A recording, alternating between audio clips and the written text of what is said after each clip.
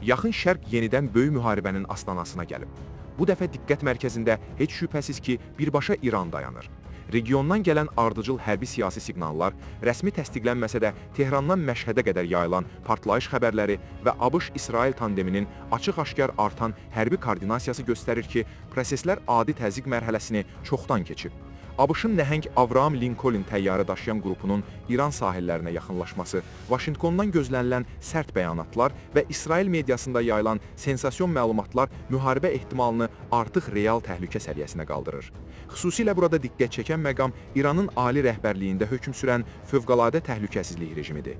İsrailin hələ əvvəlki münaqişələr zamanı Əli Xameneyini hədəf alma ehtimalını ciddi şəkildə müzakirə etməsi, indi isə onun yeraltı bunkerlər şəbəkəsində gizlənməsi barədə yayılan məlumatlar Tehranın mümkün zərbəyə hazırlaşdığını açıq şəkildə ortaya qoyur.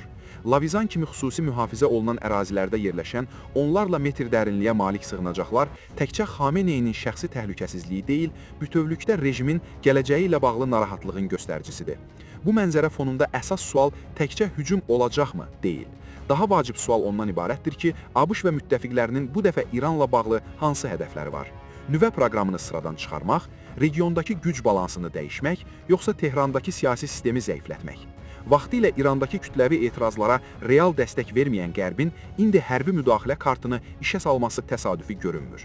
Hadisələrin sürəti və miqyası isə göstərir ki, qarşıdakı günlər Yaxın Şərqin taleyini müəyyənləşdirə biləcək qədər kritik ola bilər. Ədalət Partiyasının sədri Mütəllim Rəhimli Musavata açıqlamasında bildirdi ki, ABŞ və İsrail tərəfindən İrana hərbi müdaxilə ediləcəyi ilə bağlı məsələ son günlər baş verən hadisələr fonunda ciddi müzakirə mövzusuna çevrilib.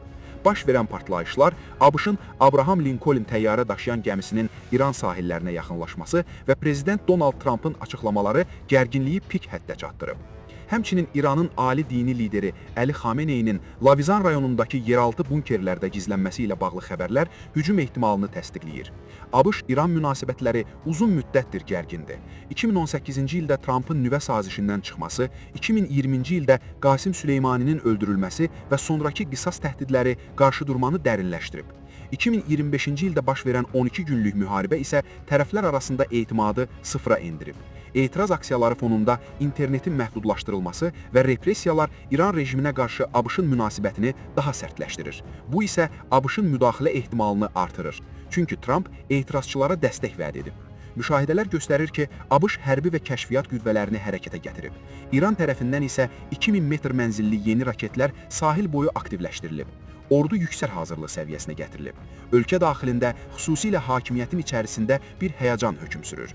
Hazırda hücum ehtimalı yüksəkdir, lakin onun geniş və uzun müddətli müharibəyə çevrilməsi sual altındadır. İranın qisas potensialı və regional qeyri-stabillik ehtimalı buna mane yaradır. Xüsusilə Hörmüz boğazının bağlanması neft daşımalarına qadağalar beynəlxalq gərginliyə səbəb ola bilər. Ona görə də ABŞ məsələyə ehtiyatla yanaşır. Bununla belə ABŞ və İsrail rejimi zəiflətmək üçün nüvə obyektlərinə məhdud zərbələr vura bilər.